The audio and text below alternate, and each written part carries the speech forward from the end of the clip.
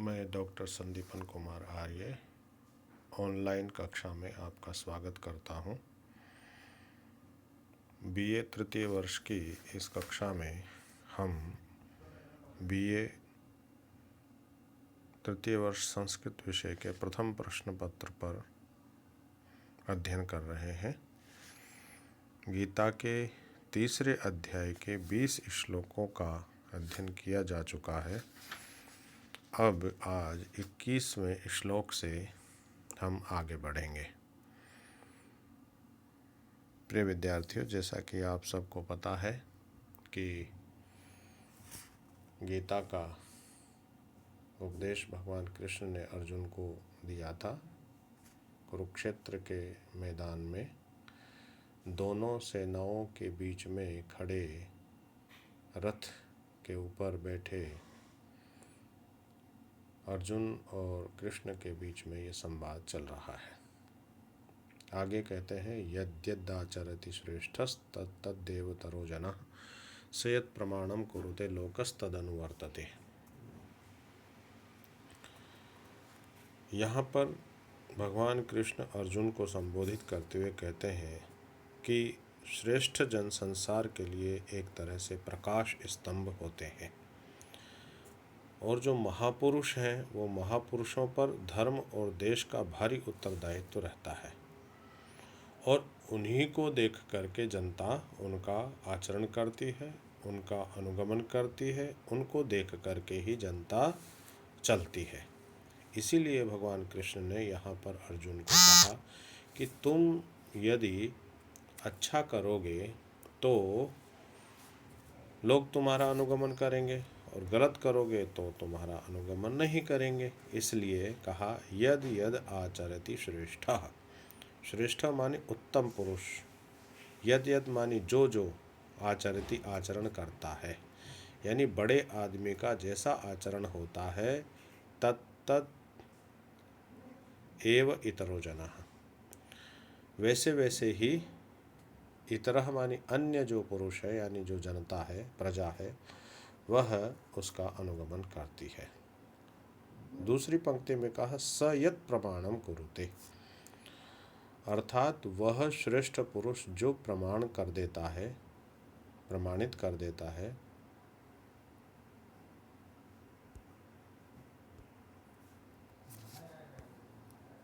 वह उनके लिए आधार हो जाता है।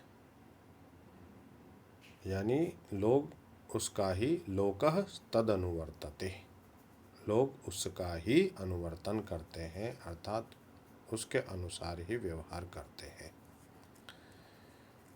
तो जो श्रेष्ठ पुरुष है उसको आप्त पुरुष माना गया। आप्त पुरुष किसको कहते हैं? यथार्थ वक्ता। यथार्थ वक्ता माने जो जैसा है उसको वैसा ही कहने वाला व्यक्ति होता है, सत्य पर चलने वाला व्यक्ति होता है।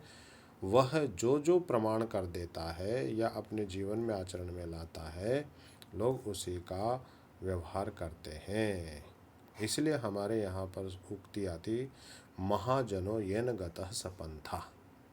कहते हैं कि जो श्रेष्ठ लोग, श्रेष्ठ पुरुष जिस मार्ग पर गए वो अन्य लोगों के लिए मार्ग बन जाता है।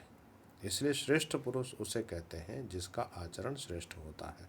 श्रेष्ठ पुरुष अंधकार से परे रहता है और लोग उसके शुभ कर्मों का ही अनुगमन करते हैं। 22वें श्लोक में, न मे पार्थ अस्ति कर्तव्यम त्रिषु लोकेषु किंचन नानवाप्तम वर्त एव कर्मणि। कहा कि श्रेष्ठ पुरुषों के पद चिन्हों पर चलना ही धर्म का मार्ग है। श्रेष्ठ पुरुष कर्तव्य पालन के लिए जन्म धारण करते हैं। श्री कृष्ण ने उदाहरण देते हुए यहाँ पर कहा कि न मे पार्थ अस्ति कर्तव्यम त्रिषु लोकेषु। पार्थ मानी है अर्जुन, त्रिषु लोकेषु तीनों लोकों में, मैं मानी मेरे, तीनों लोकों में मेरे लिए कोई भी किसी प्रकार का कर्म करना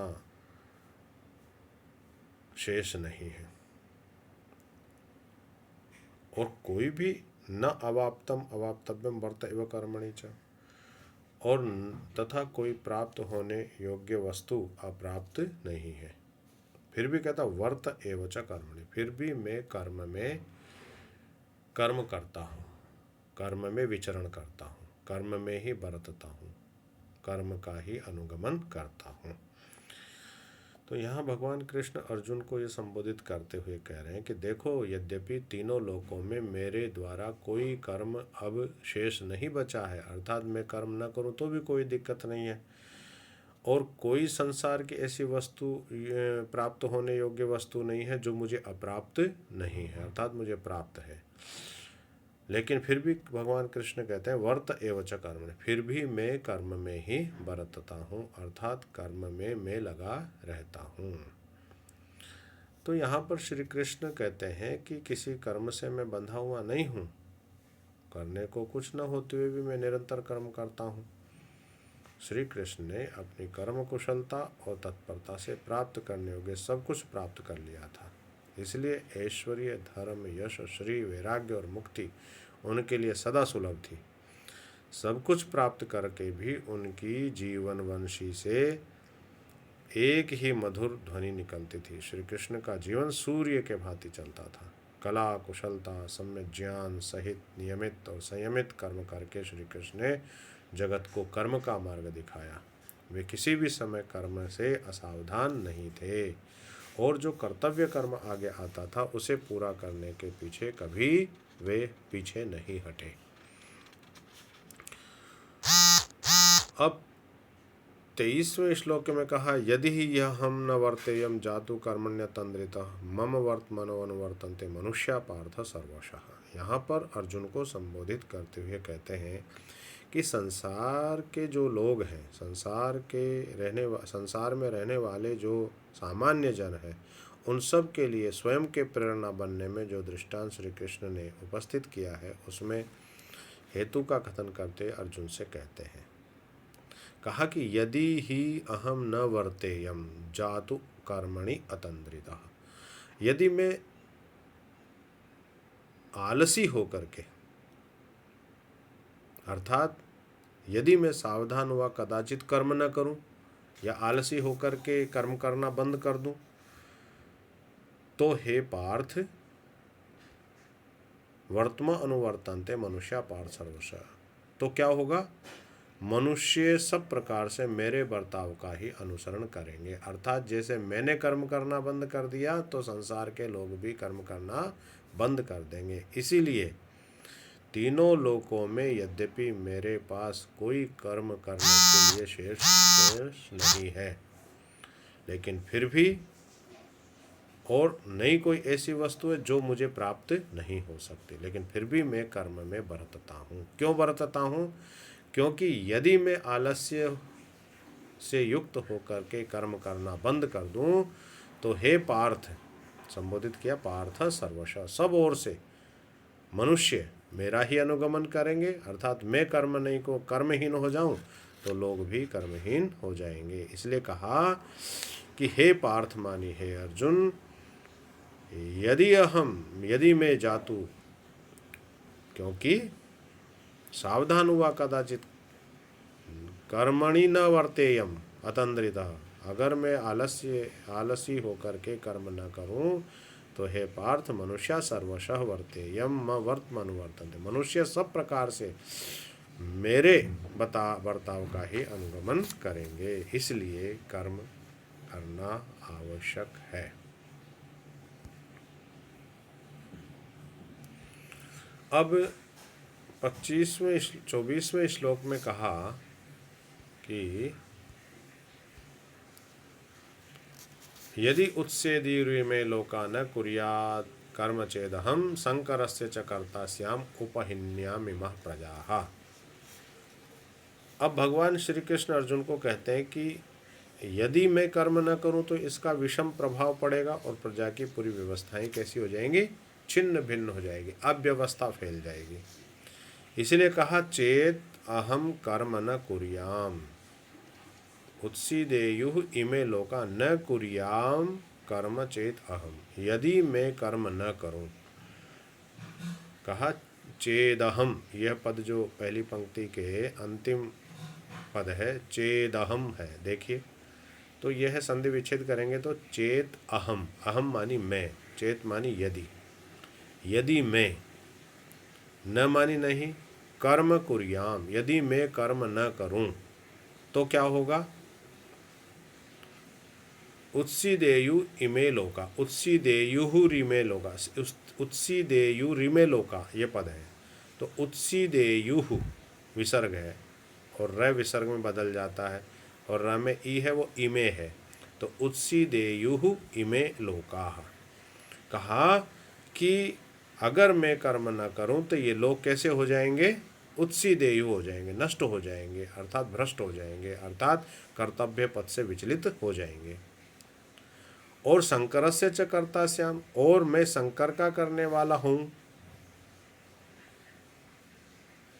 शंकरस्य वर्ण संकरता का च और कर्ता करने वाला श्याम हो जाऊं तो श्याम उपहन्यामि इमः प्रजा, उपहन्याम अर्थात ये उपहन्याम हनन करने वाला बन जाऊं, इमाह इस सारी प्रजा का, अर्थात कहने का मतलब मैं शंकर का करने वाला हूँ तथा सारी प्रजा को हनन करने वाला बन जाऊंगा, अर्थात मुझे इस संसार को नष्ट करने का पाप मुझे लगेगा। इसलिए कर्म न करने का प्रत्यक्ष फल विनाश है। एक मनुष्य कर्म को छोड़कर आलस्य में पड़ता है तो सहस्रों जीवन बिगड़ जाते हैं। इसलिए जीवन का सर्वप्रथम चिन्ह कर्म है। जिसके पास कर्म है वही सच्चा धनी है। इसलिए व्यक्ति को कर्म करना चाहिए। 25वें श्लोक में भगवान कृष्ण अर्जुन को संबोधित करते हुए कहते हैं कि सक्ताः कर्मण्य विद्वांसो यथा कुर्वन्ति भारत कुर्याद्विदांस तथा सक्तश्चिकीर्षु लोक संग्रहम्। यहाँ पर सामान्य और विद्वान जन के कार्यों का विवेचन करते हुए श्री कृष्ण अर्जुन को बताते हुए इस बात पर बल देते हैं कि विद्वान को आसक्ति रहित होकर कर्म करना चाहिए। तो दो प्रकार के व्यक्तियों की चर्चा इस श्लोक में की गई है और दो प्रकार के व्यक्ति कौन कौन से, उनकी चर्चा इस श्लोक में की गई है। कहा सक्ताः कर्मणि अविद्वांस यथा कुर्वन्ति भारत, भारत मानी हे अर्जुन, हे भरतपुत्र अर्जुन, हे भरतवंशी अर्जुन, यथा अविद्वांसः, यथा मानी जैसे, अविद्वांसः, अविद्वांस मानी अज्ञानी जन, सामान्य लोग, अज्ञानी जन कहते हैं कर्मणि असक्ताः, कर्म में आसक्त होकर के कर्म करते हैं, कुर्वन्ति संबोधित करते हुए कहा भारत मानी हे अर्जुन, अविद्वांस मानी अज्ञानी लोग, यथा मानी जैसे, कर्मणि मानी कर्म में, सक्तः आसक्त होकर के कर्म करते हैं, अर्थात वे लोग कर्म इसलिए करते हैं कि हमें उस कर्म का फल प्राप्त होगा, यानी कर्म के प्रति आसक्ति का भाव लेकर के, फल की इच्छा के भाव को लेकर के वो कर्म करते हैं। और ये एक प्रकार के व्यक्ति, इन्हें कहा अज्ञानी, अज्ञानी लोग कर्म में आसक्त होकर के कर्म करते हैं। दूसरे कहा कुर्यात विद्वांस तथा सक्तश्चिकीर्षु लोक संग्रहम्, और जो विद्वान लोग हैं जैसे वो अज्ञानी लोग करते हैं वैसे ही विद्वान लोग कैसे कर्म करते हैं, वो कहते हैं कि लोक संग्रहम् यानी लोक के कल्याण की इच्छा से, लोक के परोपकार के भाव के कारण से कैसे कर्म करते हैं, कुर्यात करते हैं विद्वांसः असक्तः अर्थात अनासक्त होकर के कर्म करते हैं, यानी विद्वान जो कर्म करते हैं वो फल की इच्छा से रहित होकर के करते हैं, अर्थात फल में उनकी आसक्ति नहीं होती है। इसलिए दो प्रकार के व्यक्ति, अज्ञानी व्यक्ति और विद्वान व्यक्ति। अज्ञानी व्यक्ति कर्म में आसक्त होकर के फल की इच्छा से कर्म करता है, और जो विद्वान व्यक्ति है वो लोक संग्रह यानी लोक कल्याण की इच्छा से वह कर्म में अनासक्त होकर के यानी कर्म फल की इच्छा से कर्म नहीं करता, बल्कि वह अनासक्त होकर के लोक कल्याण के लिए कर्म करता है। इसलिए कहा ज्ञानी जन आलस्य छोड़कर सावधानी से कर्म करते हैं, और अज्ञानी जन कर्म में अनासक्त हुए कर्म करते। कर्म में आसक्त रहने वाला अज्ञानी होता है और कर्म में आसक्त होने का अभिप्राय है केवल स्वार्थ कामना से कर्म करना। दूसरा, अपने सुख के लिए दूसरों को दुख देना। तीसरा, मन से ठीक ठीक कर्तव्य पालन न करना और थोड़े से कर्म का अधिक फल चाहना। चौथा का अहंकार, दंभ, अज्ञान और सावधानी से कर्म करना। पांचवा है छल कपट से धर्म विरुद्ध कर्म करके सुख चाहना। छठा कहा राग, द्वेष, तृष्णा और वासनाओं से रचे पचे रहना। ये सारे के सारे कर्म किसके हैं? अज्ञानी व्यक्ति के हैं। इसीलिए वो कर्म फल में आसक्त होकर के, लेकिन लोक संग्रह के कर्म भी अनासक्त होकर करने चाहिए, ऐसा उसमें कहा गया है। ऐसा ही भगवान कृष्ण विद्वान के लिए ये चर्चा की गई है।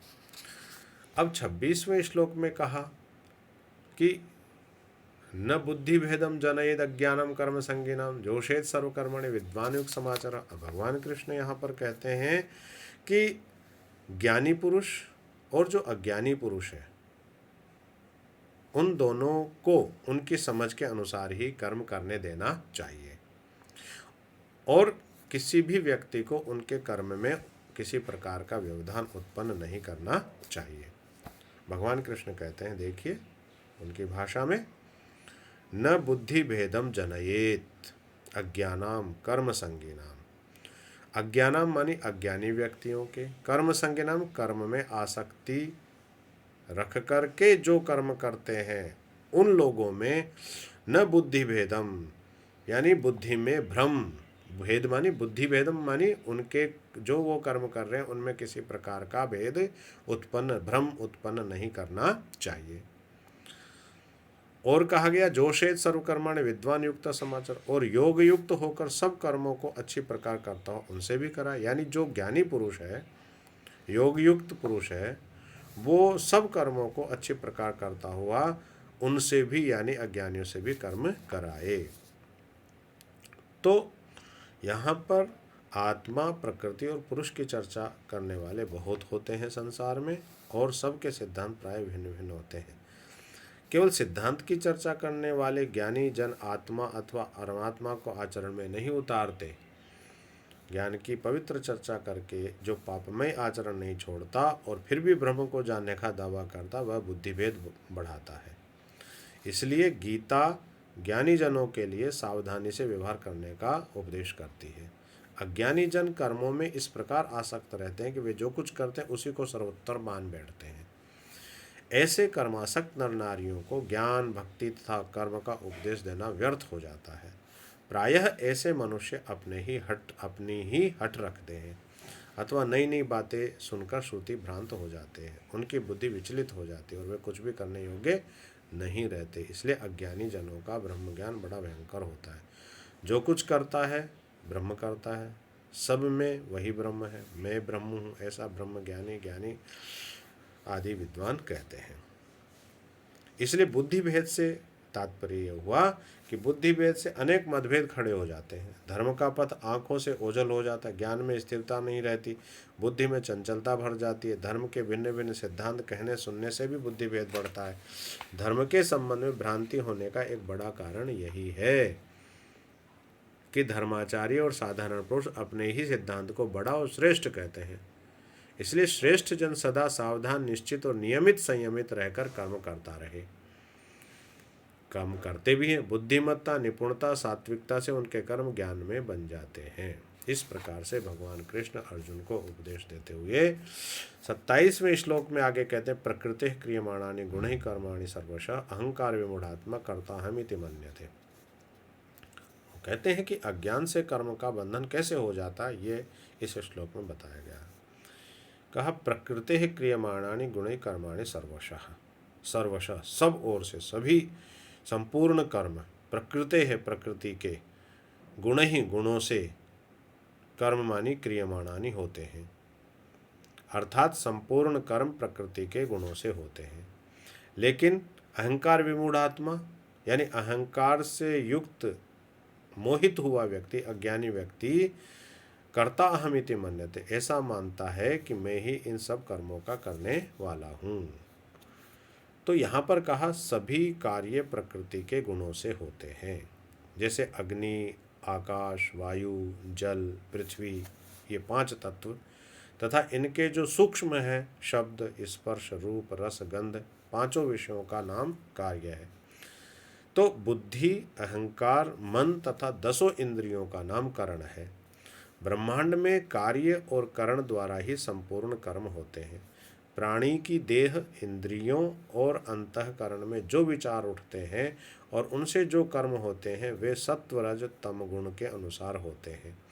जिस गुण की प्रधानता होती है उसी के अनुरूप कर्म होता है। अहंकार के कारण मनुष्य प्रकृति के इन गुणों में आसक्त हो जाता है और अपने को ही कर्ता मानकर अपने गुणों और स्वभाव को निम्नगामी बना लेता है। इस प्रकार से भगवान कृष्ण अर्जुन को उपदेश देते हुए संपूर्ण कर्म प्रकृति से ही उत्पन्न होते हैं, लेकिन मनुष्य जो है अज्ञानता से उन्हें यह मानता है कि मैं ही कर्म कर रहा हूँ। तत्ववित्तु महाबाहो गुण कर्म विभागशः गुणा गुणेषु वर्तन्ते इति मत्वा न सज्जते।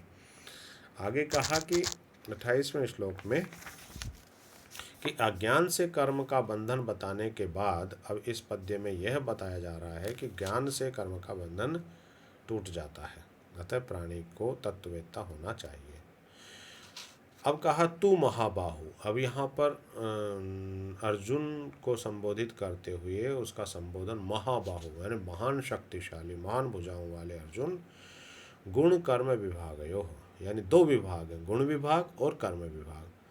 तो तत्वविद जो तत्व को जानने वाला व्यक्ति है वह गुणा गुणेषु वर्तन्ते, गुण जो है गुणेषु गुणों में वर्तते हैं, ऐसा मत्वा जान करके न सज्जते, वो किसी प्रकार से आसक्त नहीं होता। सज्जते का अर्थ हुआ आसक्त नहीं होता है। अर्थात हे विशाल भुजाओं वाले भरतवंशी अर्जुन, का गुण कर्म विभागयो, गुण विभाग और कर्म विभाग के तत्वविद, तत्व को जानने वाला, गुणा गुणेषु वर्तन्ते यानी गुण गुणों में बरतते हैं, ऐसा मान करके इति मत्वा न सज्जते, वह किसी भी प्रकार से जो है आसक्त नहीं होता है। तो यहाँ पर तत्वविद किसको कहा गया? तत्वविद उसे कहते हैं जो तत्व को जानता है। और तत्व का अर्थ क्या है? तत्व का अर्थ है वस्तु का भाव या रहस्य। किसी भी वस्तु का, व्यक्ति का और दृष्टि का आंतरिक ज्ञान तत्व कहलाता है। तत्वतः जानने वाले को तत्वविद कहते हैं। तत्वज्ञानी, तत्वदर्शी या तत्वविद भीतर तक घुसकर देखता, जानता, सोचता, विचारता और करता है। गुणों और कर्मों से आत्मा को अलग रखने वाला भी तत्वविद कहलाता है। वह जानता है कि गुण गुणों में खेलते हैं और इंद्रियां अपने अपने विषयों को भोगती है। गुणों और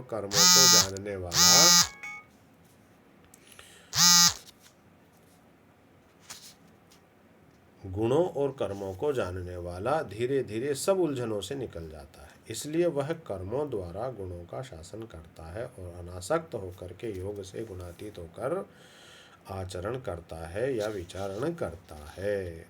प्रिय विद्यार्थियों, आज की इस ऑनलाइन कक्षा संस्कृत की में इतना ही अध्ययन करेंगे। अब आगे हम अगली कक्षा में अध्ययन करेंगे। बहुत बहुत धन्यवाद।